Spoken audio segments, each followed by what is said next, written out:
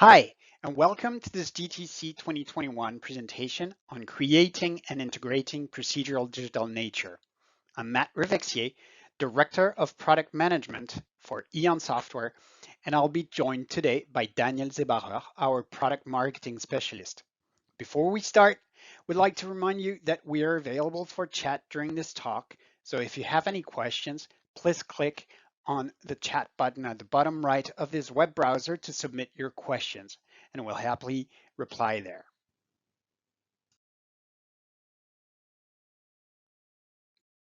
I'd like to start with an introduction about Eon Software. So we're a French company with colleagues all around the world. Our specialty is to provide artists with the best tools to create any natural environments.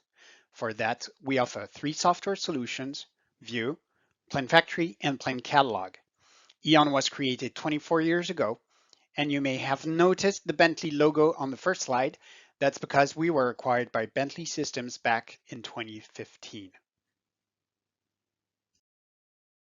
The mission of our mother company, Bentley Systems, is to provide innovative software and services dedicated to the infrastructure industry. We operate as a subsidiary, as our main focus market is media and entertainment, and more specifically, here are a few industries that we serve. Our biggest market today is movie and TV production for VFX, animations, or documentaries. And there's a good chance you've already seen some of our technology in action without even noticing it. We also have a great part of our users working for the gaming industry for both in-game content or game trailer production. And with the convergence of gaming technology into the production world for virtual production, for instance, this is an area of high interest for us. We address commercial and ad agencies as well, be it for print or digital medium. Of course, natural environment assets play a big role in landscape design and landscape architecture. Additionally, we share our technical expertise with our mother company through technology integrations and interoperability. Actually, the image you're seeing here is a microstation model placed in context in View. The forestry is populated with PlantCatalog vegetation assets. And finally, all of this was brought to Omniverse through USD export. Let's not forget all independent artists with whom it all started 24 years ago and are still a large and active part of our community. Finally, our tools are taught and used in many of the top CG schools around the world. We take great pride in working in close collaboration with the following industry leading companies.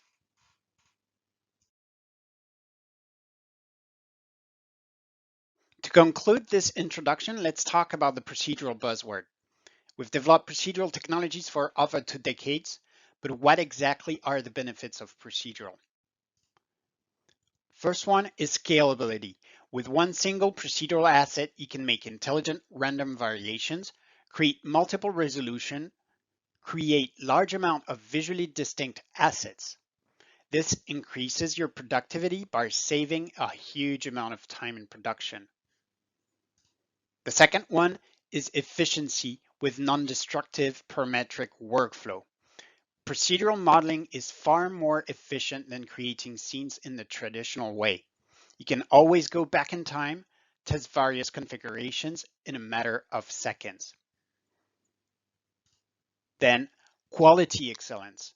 There's no limit to the level of details your assets can feature. Therefore, you will always be able to create your content in the quality you're after. Probably the most important one is to focus on creativity. By reducing the number of repetitive tasks, you will save time and be more focused on what really matters, being creative. And finally, you stay in control of your project. By using procedural techniques in your production workflow, you control time, resources, and budget constraints. And now Let's get to the meat of this presentation, so I'll hand over the mic to Daniel. Thanks, Matt, for the introduction, and hi everyone. My name is Daniel Seebacher, and I work at Eon Software Bentley Systems as a product marketing specialist. I'll be walking you through our technologies and pipeline integrations by product, and we'll start off with vegetation modeling and PlantFactory, because without plants it's usually a bit difficult to create a good environment. So we'll first talk about the basic concept and workflow, then we'll discuss some unique procedural features, and finally we'll cover plant exports to USD and using integration plugins for non-destructive procedural editing with Omniverse. The basis of procedural vegetation creation is node-based modeling. If you've ever used a node-based program before, then you should feel right at home. To build a plant, you assemble a model with a network of nodes. The node network represents the construction plan, sort of, and it both generates and instances geometry. Each node acts as a building block for the model, and it creates a geometry primitive. These are the same primitives you know from traditional modeling, such as cylinders or spheres or planes, and you then use parameters in each node to deform each primitive into a different plant part.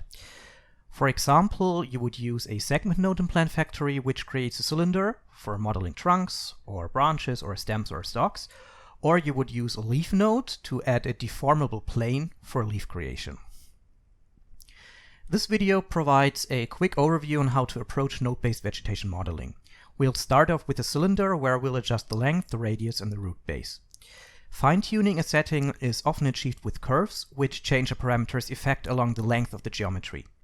Depending on the parameter, a curve might either replace weight painting or invert a parameter at a certain point along the geometry, or just act like a fall of control. Next, we'll add some branches by creating a second node and connecting it to the first one.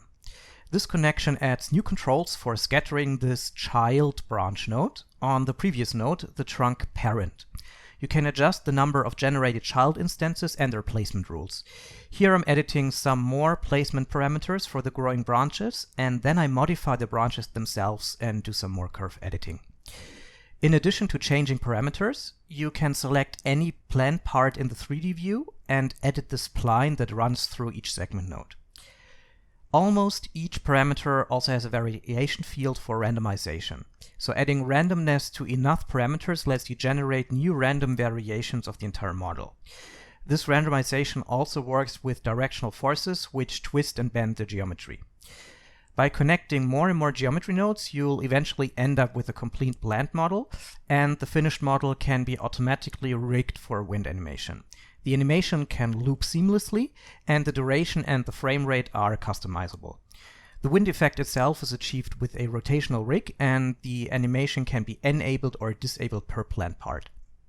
Because each node multiplies the number of instances that grow from it, this procedural approach is much faster than traditional polygon modeling. Algorithms take care of the meshing in the background so that you can focus completely on the creation process. This doesn't mean, however, that you cannot influence the meshing process. Procedural texturing and topology creation might be handled automatically by default, but you can customize the workflow to your needs. Depending on the intended use of the model, you can choose between meshing algorithms that produce clean topology and proper edge flow, but at the cost of more polygons, or between two adaptive algorithms that try to save polygons at the cost of producing more irregular polygon densities. All these algorithms work in a quad-only mode, a triangle-only mode, or in a mode which is a mix of both. Polygons can also be added or removed on the fly by increasing or decreasing the global mesh subdivision level. And because this is non-destructive, you can always go back and forth and find the best balance between quality and resources. But if you need full control over the mesh, you can always switch to a manual mode, in which the exact resolution of each node is controllable by the artist. No matter which of these solutions you prefer in the end, proper UVs are automatically created in the background, so there is no need to do tedious UV unwrapping later. Whenever a node parameter is changed, both the model and the UV sets get recomputed. To then texture the model, you just drag and drop a material onto the selected node and you adjust the tiling. The biggest advantage with tiled materials is the high texel density, because instead of unwrapping the mesh into hundreds of UV islands, PlantFactory stacks or overlaps the UVs per node, so that each instance occupies the same UV space and its material tiles automatically. If you were later to edit the underlying texture in Photoshop or another application, all the instances that use that texture will update automatically. So hence stacked UVs are the default option. But what if you would like to take the model into a 3D painting application such as Substance Painter? Well, in that case, you can selectively unwrap only those parts of the model into separated UV islands which you would like to paint on. Of course, you can also unwrap the complete model, but we don't really recommend unwrapping everything like individual leaves or very small twigs, for example, because this would produce potentially thousands of very tiny UV islands, and on a single texture, the textile density for each leaf would be really, really low. But if you need a complete UV unwrapping, the option is there, of course. You could also use UDIMs for unwrapped UVs, which will distribute the UV islands across multiple textures so that each UV island can occupy more texels. We've partnered with Adobe and implemented the Substance GPU engine into both PlantFactory and Vue. So if you have a nice collection of substances or you use Substance Designer for creating your own materials, you can apply them natively. Aside from substances, PlantFactory uses its own procedural material system with support for standard and PBR materials. We added a GPU-accelerated path tracer for previewing the textured model. The path tracer works equally well with standard and with PBR materials. It supports Intel's Open Image Denoiser and Nvidia's Optics Denoiser for fast converging previews. That's particularly useful for quickly checking different random plant variations where the textures might also change.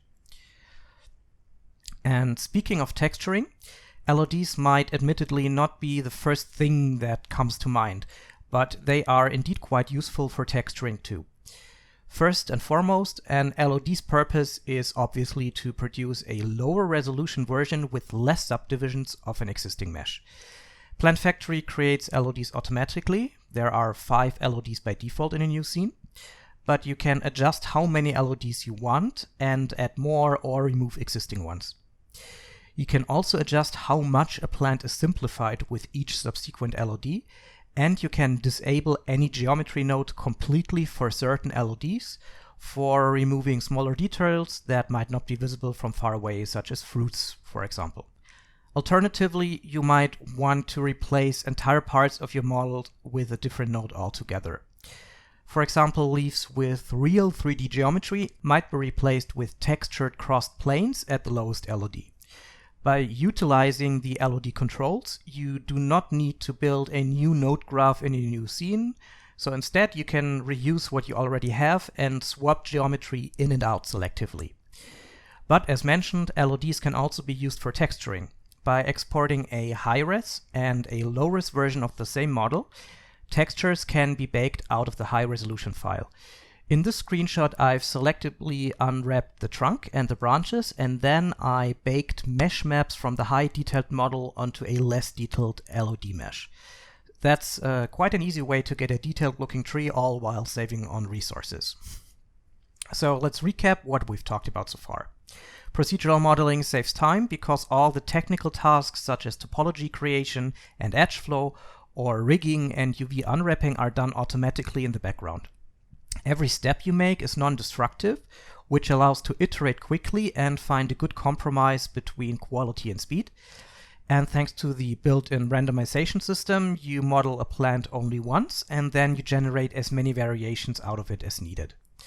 But procedural technologies go beyond these modeling basics, and in this section we'll explore some unique features that you could not achieve with traditional modeling tools.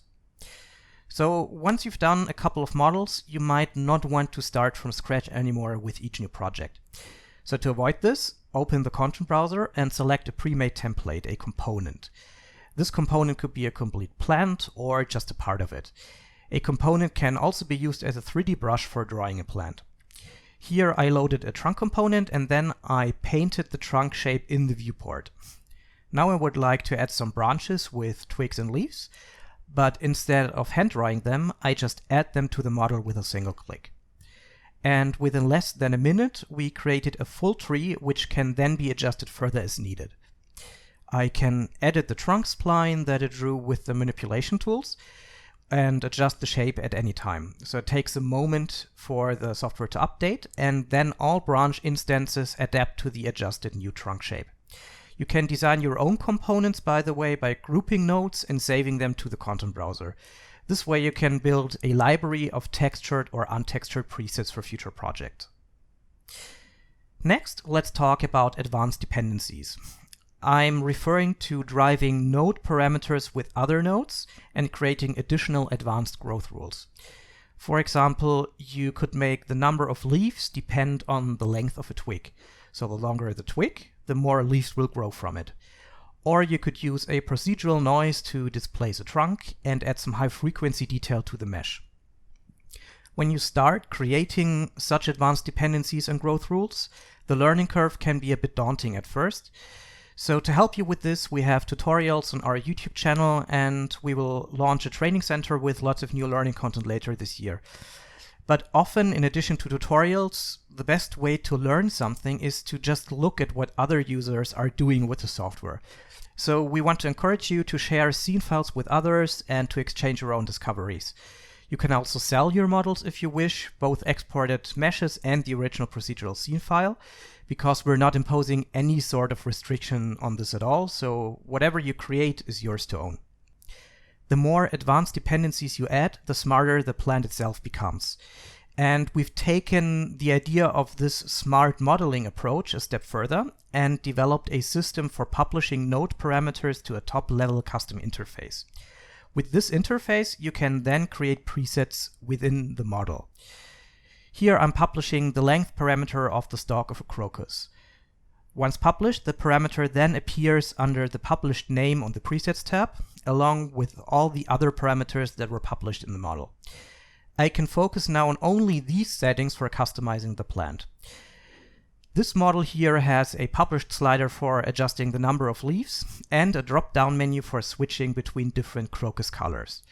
When you find a combination of settings that you like, you can save them as a preset and then switch between all these saved plant shapes and stages. Node parameters can also be linked to global maturity, health, and season sliders. So this crocus here can grow from a seedling into a full flower, and it can also die.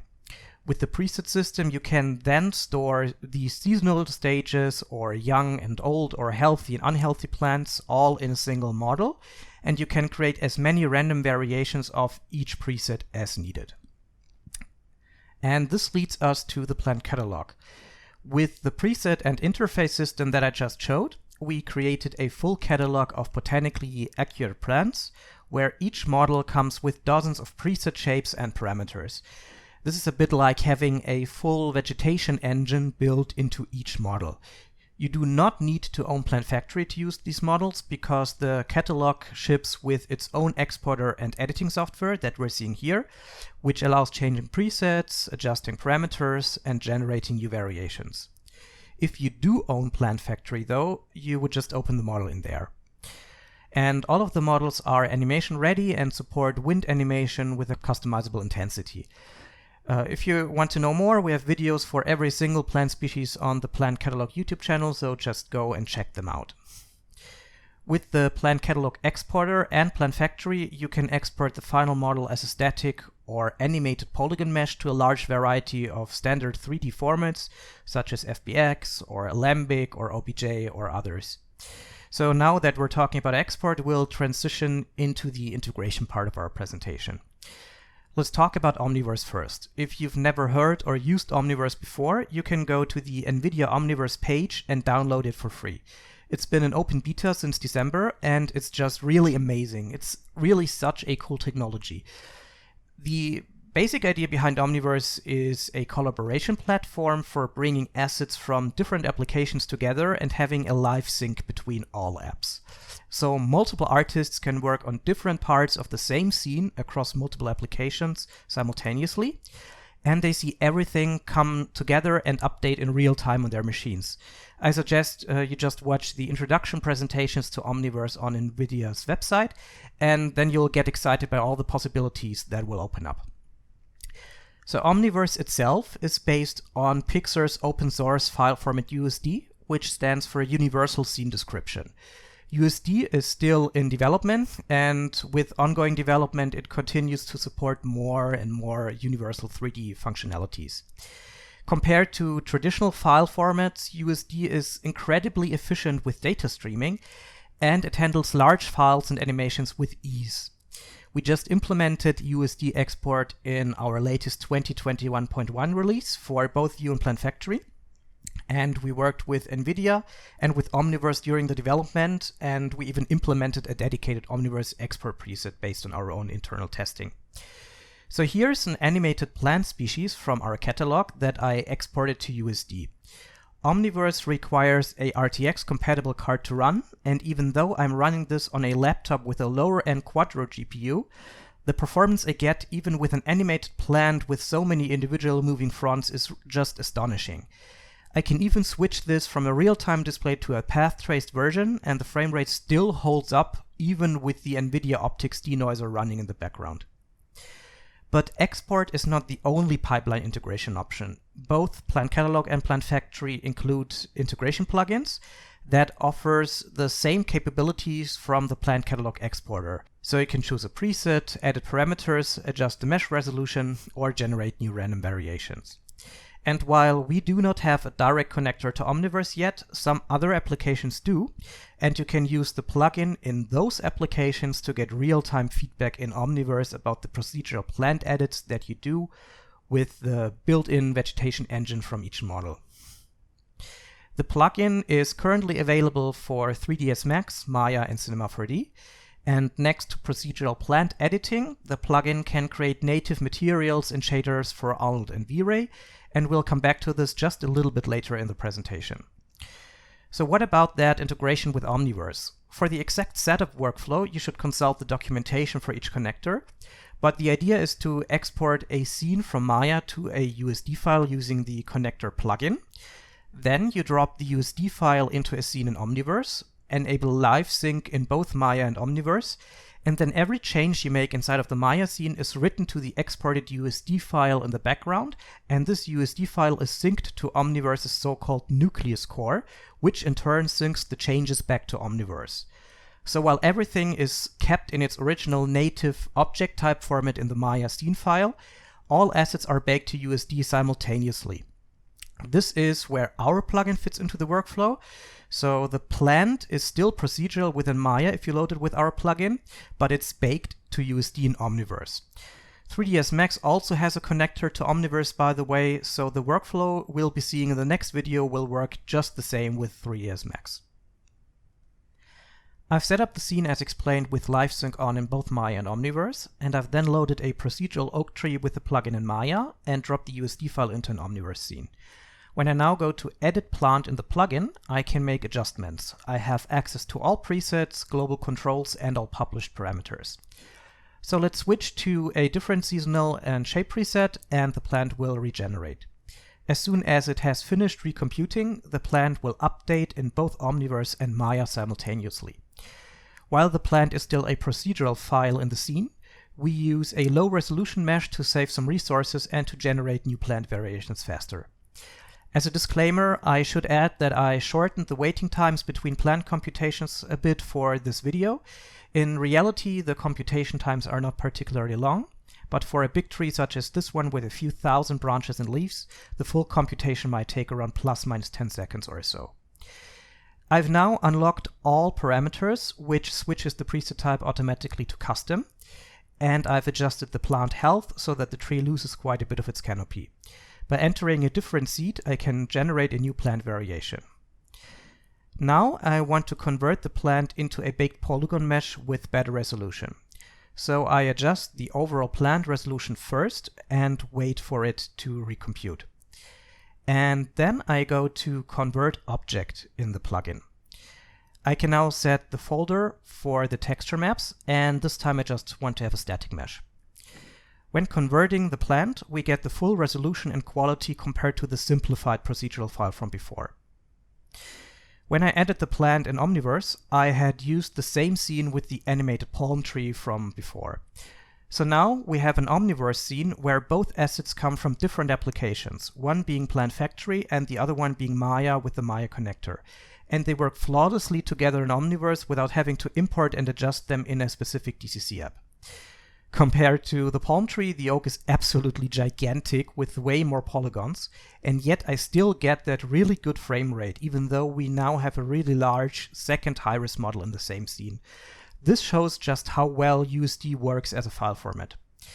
The path traced mode also works brilliantly as expected, but in hindsight I should probably have disabled the animation in path traced mode so that we could have seen how quickly the renderer would converge into a nice looking still image.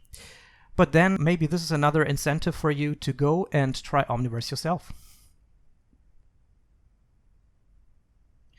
So now that we've explored procedural vegetation modeling, it's time to talk about environment creation. Views are a tool for creating all kinds of natural elements such as terrains, planets, atmospheres, and clouds, and vegetation obviously in conjunction with PlantFactory, and other natural assets such as rocks or ecosystems, which is the name for Vue's instancing technology, and open water bodies. Any tool in Vue is procedural and hence non-destructive. For many things you can use an artist-friendly front end, for example for painting or populating ecosystems, or for sculpting terrains. But if you need more functionality, you can dive into object and shader node networks, which power almost every asset type under the hood. While we cannot walk through Vue within this presentation, I hope the following renders give you a rough idea of what you can achieve with the software. It's really made for any type of environment, and in contrast to a general DCC application, you do not need to build scattering or volume functionalities with complicated setups and tools. Instead, you can just start creating an environment, and parameters that simulate natural ecosystem growth or realistic skies and lighting are already there for you to use out of the box. So for the Vue part, I would like to focus on how you can integrate a Vue asset or even a complete environment into your pipeline of choice. When we originally launched Vue almost 2 decades ago, it was self-contained for the most part, and it was considered as the final pipeline destination where you brought all your assets into the software, rendered out a matte painting or an animated scene, and then comped this with outputs from other DCC tools into the final shot. So with the industry moving more and more towards real-time and GPU rendering technologies, we spent the last years opening Vue up to AEC, VFX, and real-time production pipelines with seamless integration, while still retaining the procedural flexibility that is the foundation of environmental creation. We did that by developing different integration approaches. The most obvious one is of course export. Similar to PlantFactory, we offer a wide variety of 3D formats for export. You can get basically any asset type out of Vue. This includes sky and atmosphere, animated or static volumetric clouds as a sequence of OpenVDB files, ecosystem, static or animated, PlantFactory, hero vegetation, terrains, rocks, cameras, and materials. The second integration method are Vue plugins with built-in conversion tools for industry-leading DCC software. The plugins allow using all our procedural tools and technologies directly in another host application, and they can convert assets from Vue into native host application objects with pre-built shaders for different rendering engines. The plugins also have a hybrid rendering mode, and in this mode you can render a scene with the Vue render engine and another render engine in one go. Both render engines sort of talk to each other to match GI intensities, lights, reflections, and anti-aliasing settings, so that native objects cast shadows and reflections onto Vue objects, and lights contribute to the direct and indirect lighting evaluation from Vue objects, and vice versa. We see this mode more as a method for previewing and for look dev before converting our procedural assets into native objects, and less as a real feature for producing the final rendering. And of course, there's always multipass rendering, even in hybrid rendering mode, for post-production and compositing. PlantFactory is also natively integrated with Vue, so you can load procedural plants into ecosystems and have the ecosystem generate different plant variations. You can make plants grow with roots or veins and polygon objects in the Vue scene, and you can edit presets and publish parameters. Let's quickly talk about USD export once more. For Vue, we currently support with USD sky and atmosphere as HDRIs, PlantFactory hero vegetation, static or animated ecosystems, terrains, rocks, cameras, and materials. Here's a densely covered terrain export with around 60,000 grass instances. We're an Omniverse viewer this time, which is a visualization tool. Even though there are so many instances in the scene, the USD file is only around 60 megabytes in file size, because only the original meshes are written into the USD file, and all instances are only generated dynamically upon loading of the file, thanks to USD point instancing technology. Camera settings such as focal length and depth of field also carry over. So again, USD is a very good way of getting a full scene out of Vue. Now let's look at the integration plugin. Both the Vue and the PlantFactory plugins are available with the professional versions, and they both cover again the same DCC host applications with Maya, 3ds Max, and Cinema 4D. The plugins offer asset conversion for each application's native render engine and for Arnold and V-Ray. We also ship a Vue plugin for Lightwave, but because the Lightwave plugin does not offer the conversion functionalities that we'll talk about in this presentation, we'll just leave it aside for now. Plugins for other applications and render engines are also in development, and Matt will disclose some more information on our plans at the end of the presentation. The Vue plugins work a bit differently than other plugins. Vue runs as a sandboxed software within the software inside of a host application. So Vue objects, which could be anything such as a terrain, an ecosystem, an atmosphere, etc., cannot be edited with host application tools or rendered with other render engines, because everything is sandboxed within the plugin. So with the conversion process, we extract procedural assets from the Vue scene into the native host application and bake them into native objects. And while we do that, we automatically create proper shaders and materials for the selected render engine. And in the case of Arnold, we also support the creation of proxy objects for memory-efficient handling of large converted ecosystems. Because the object is then a native host application object, it can be rendered with any render engine of your choice.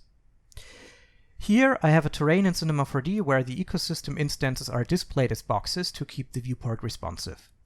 To convert the terrain with the instances into a C4D object, I first need to select the target render engine, which is V-Ray in this case, and I then open Vue's Object Manager, the world browser, and then I open the conversion dialog with a right-click on the terrain. Here I can set up some conversion options, such as the type of native instances I would like to create. Once the conversion is done, all converted objects have native V-Ray materials applied to them, and the scene is ready to be rendered with V-Ray. In the case of Arnold, you can choose to create Arnold proxy objects, or procedurals or stand-ins as they're also known, instead of native scene objects. This speeds up rendering quite a bit because these proxies are dynamically loaded from disk and don't produce a memory overhead while you're working on a scene. And again, you can render the scene with Arnold immediately.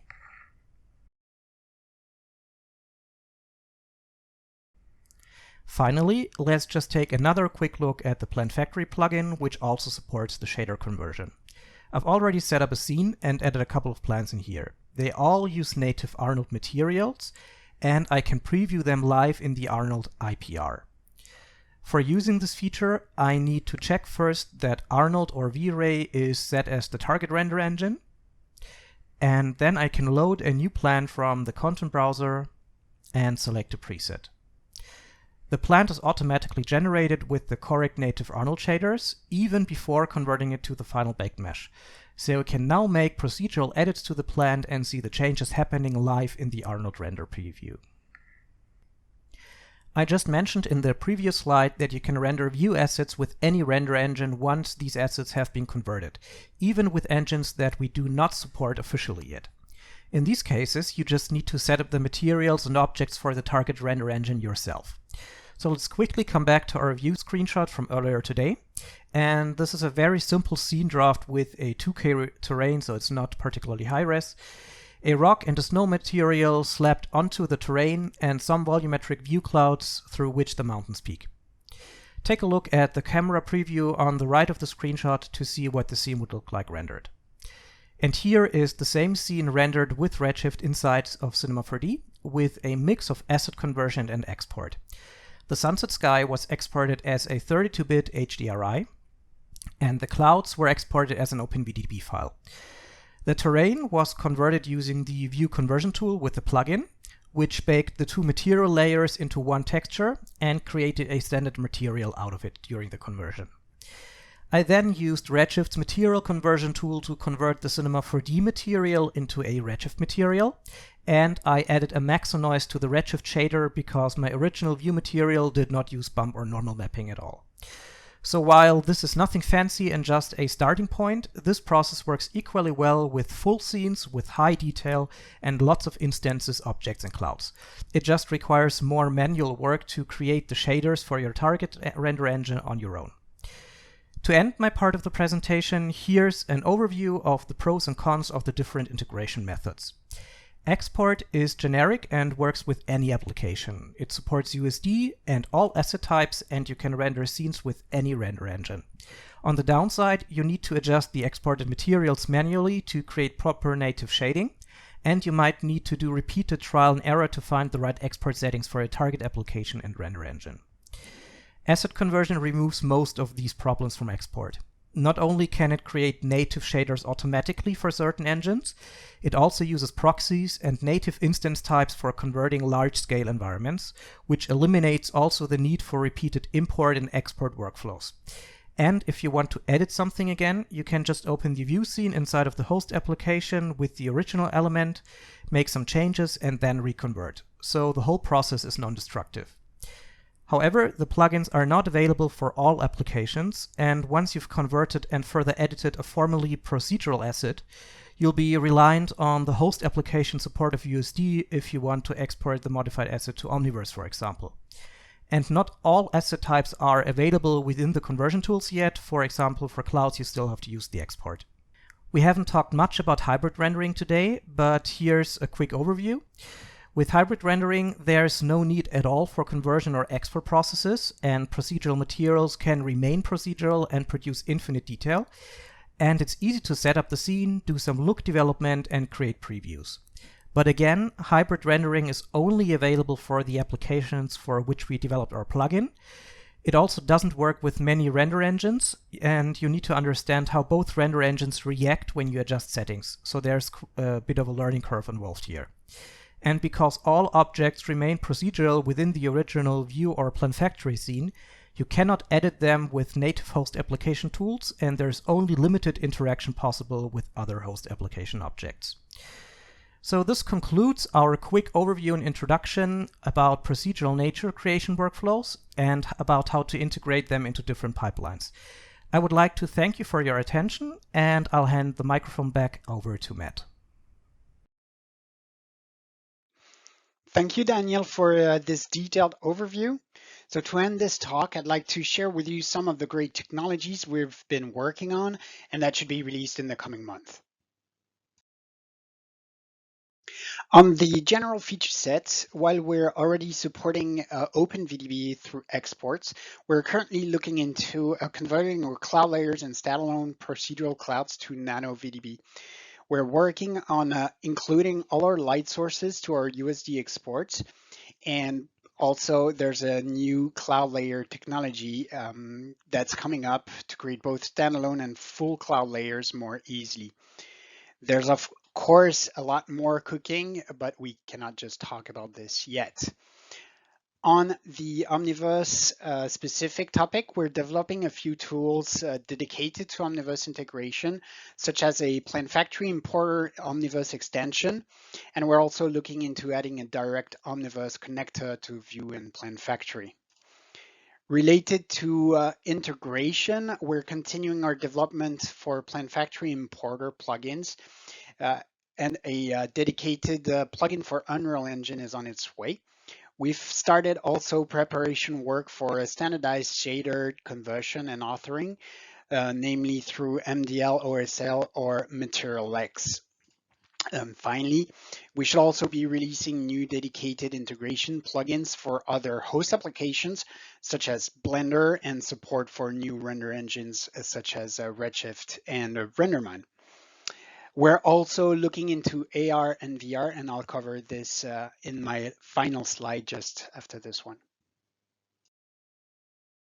To conclude this presentation, I just wanted to show one of the AR project we've been working on. This is a fun project in my backyard. This is a USDZ export directly from PlantFactory and loaded on an iPhone 8 Plus and loaded into AR Quick Looks on the iDevices.